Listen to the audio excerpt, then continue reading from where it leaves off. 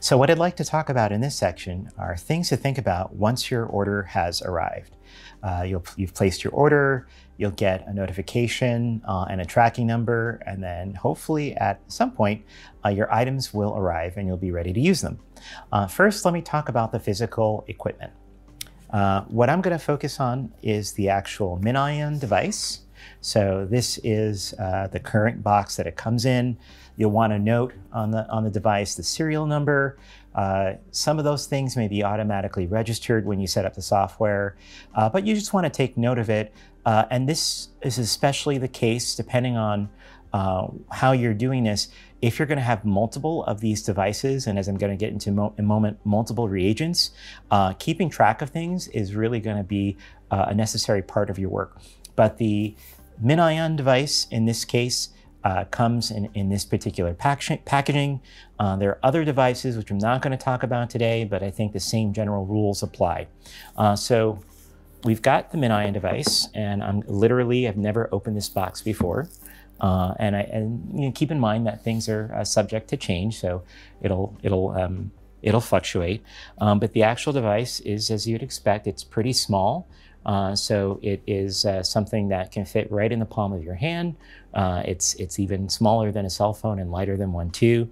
There is a connection there for your USB adapter to your computing device, because you will need a computer, not shown in this particular demo, but it comes there. And currently, these particular things are the USB 3.0, not the USB-C connection. So just be mindful if you have a laptop or if you have a computer and you only have the more up-to-date USB-Cs, be mindful until this is changed by Nanopore. You may want to make sure that you have the right connection for your device. The device itself is really pretty simple, because all it's designed to do, I make it sound slight, but it's pretty simple, is it's going to regulate the temperature of the flow cells that you put inside, and then it's also going to be responsible for the electronics and reading the data off of the machine.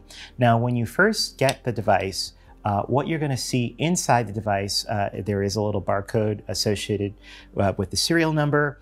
There's a label inside, and there's also this white thing called the configuration test cell, and you'll need to always consult the instructions on the Nanopore website for what to do to set this up and test.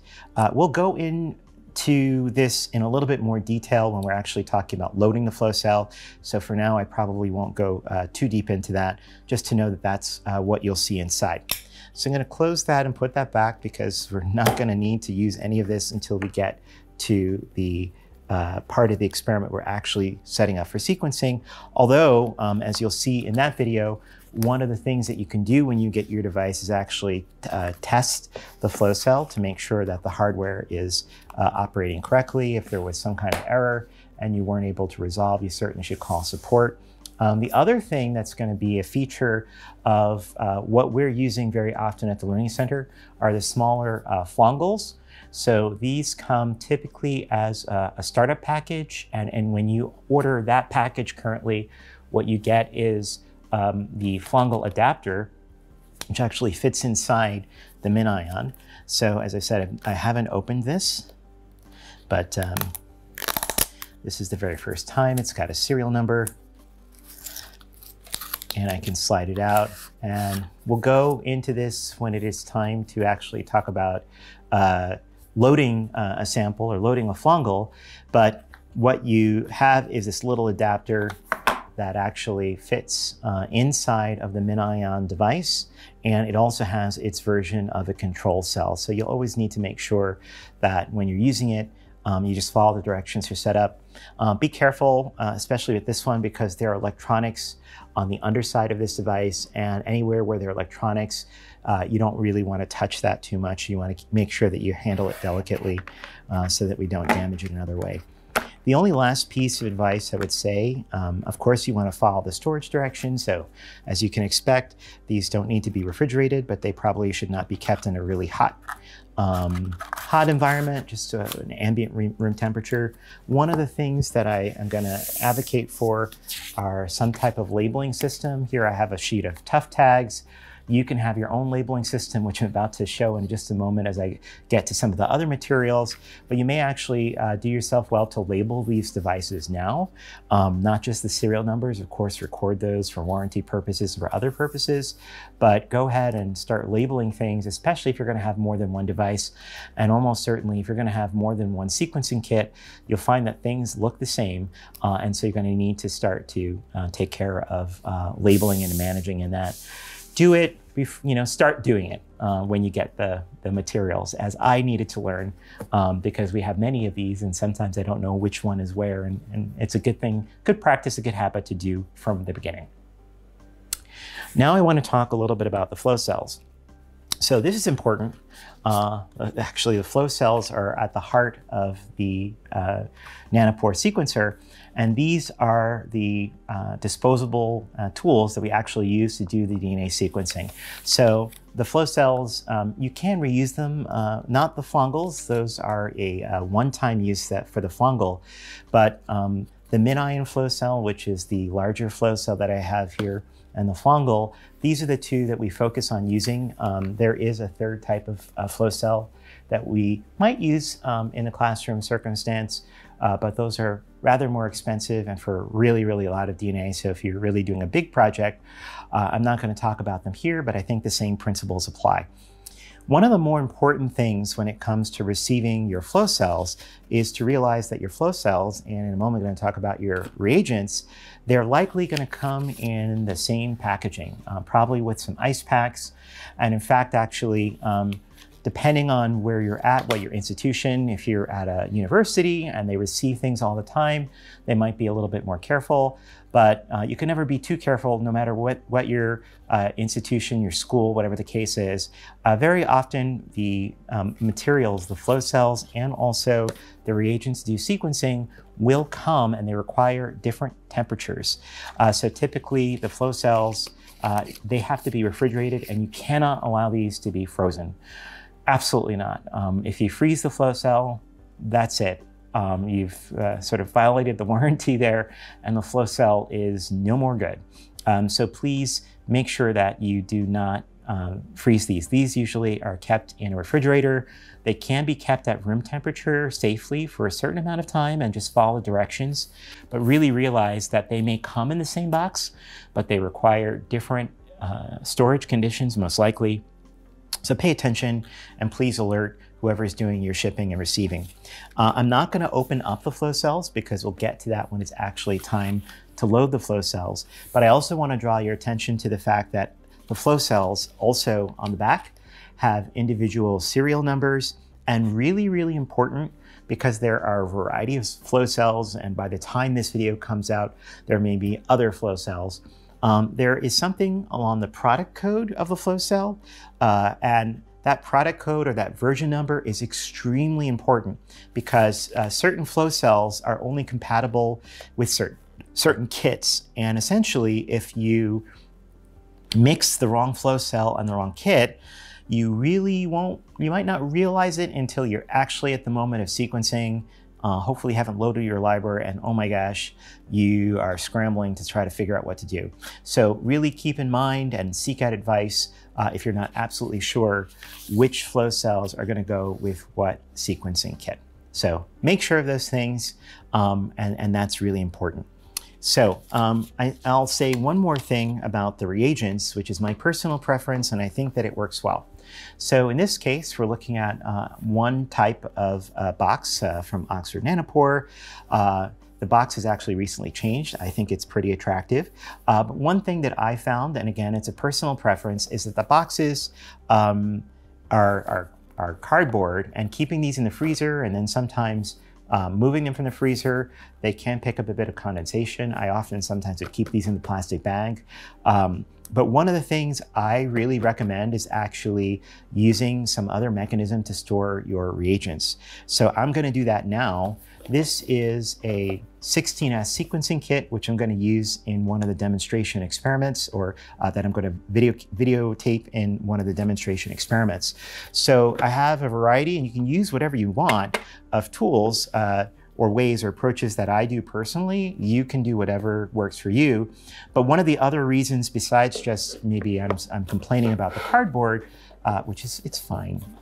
But one of the other reasons is that once you have the tubes, they may actually have two different kits. Everything may be labeled exactly the same. And speaking from experience, I have ended up with a freezer where I have very similarly labeled things, and I'm trying to remember, is that the kit that I got 6 months ago, or is it the one that I got 6 days ago? So certainly when things arrive, including actually the flow cells, which I suggest for the flow cells, you take a sticker and label them, or something to write on the flow cells. Really label everything when it's arrived, because it does have a warranty. Flow cells are usually measured in weeks. The minion's a bit longer than the fungals, but again, please check because things may change rapidly. You can take your tough tag and label these when they're received, and I do the same things for my reagents. So I'm going to do that right now because I'm going to start the experiment in the next video. And it's nothing's going to fry because it is a little bit warm, but I've only kept this out for a few minutes, and I'm going to have to thaw some things in ice anyway. Now, because I am going to be working with reagents that are going to be involved with sequencing, and I am not, in these experiments at least, trying to sequence myself, I am going to make use of gloves. You won't see us using gloves very often in things that we're doing here for the Learning Center, except not so much to protect ourselves in this case, but really actually to protect the samples so that we are not contaminating them and then subsequent things with our DNA. And especially in the case of this particular experiment, I'm definitely going to end up using gloves because this experiment involves PCR amplification. So I want to make sure that I am doing things the right way. So what I actually like to do is, and again, please don't change this Nanopore. On the side of the box, there's actually a label, and it's a good label. If I could get it with my gloves, because it actually doesn't rip off like a cheap price tag, but it's a nice sort of vinyl label or something. So I actually had bought these 50 spot plastic containers. They're not that expensive. And I usually find that I'm able to just go ahead and use that exact same label right there in the kit. It mentions some things are, you'll see they're called duplex sequencing, and there's other stickers, but I'm just going to take every sticker that I find on this box, and I'm going to put that on this. And then in many cases, maybe I like color coding things. I'm going to write a label to just sort of indicate when these are received. Now these got here a little bit earlier, but whatever you want to put on a label, just to help you remember what's going on.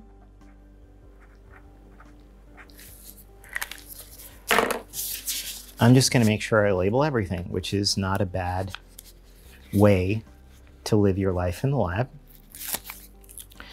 And that is a help. Now you can use, and I'm just not out of tough tags yet, but you can use labels for the stuff in the interior that's largely not necessarily needed because especially these things have nice labels on them. But there's some cases where you might want to do so, and I'll get that in a moment. So I'm opening the box, and I'm just going to take out all the tubes that are the 1.5, or actually these look like 2 ml tubes. I'm just going to go ahead and transfer them into